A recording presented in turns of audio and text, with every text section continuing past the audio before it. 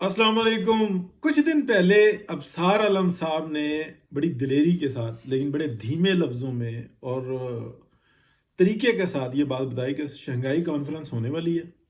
और अब आप देखना कि ये कैसे कैसे एहतजाज होंगे और झगड़े होंगे, लड़ाइयाँ होंगी, लाशें गिराई जाएंगी। लेकिन इसके पीछे कौन कौन से उन्होंने खदशात के तौर पे बताया कि कौन कौन से जर्नैलों के इंटरेस्ट होंगे और किन किन जर्नैलों की सपोर्ट होगी और कहाँ कहाँ से इनको सपोर्ट होगी, इनके वेस्टर्न इंटरेस्ट, उनके बारे में बताया।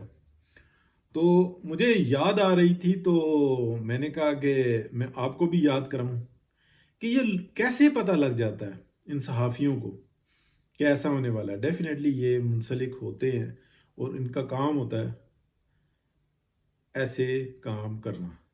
इससे पहले मैं आपको बताऊं 2014 के जो धरने हुए थे, इसी तरीके से, बिल्कुल इसी तरीके से हामिद मीर साहब ने उनसे सौ अख्तलाफ से उन्होंने बताया था कि अब एक केस जो कि मुशर्रफ के ऊपर सुप्रीम कोर्ट ऑफ पाकिस्तान की तरफ से निकाला गया है और उसका मुद्दा हुकूमत पर डाला गया है।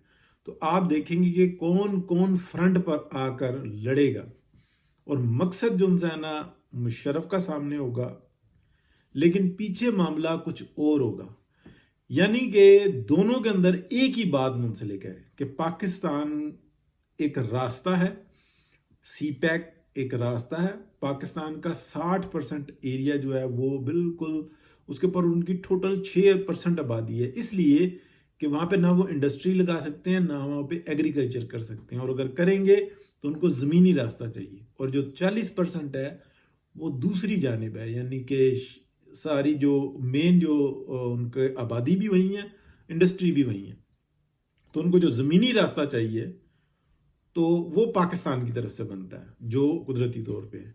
तो मसला ये है, एक एक शख्स को मिलियंस ऑफ डॉलर के फायदे होते हैं जब ऐसा एक काम किया जाता है। बहुत शुक्रिया।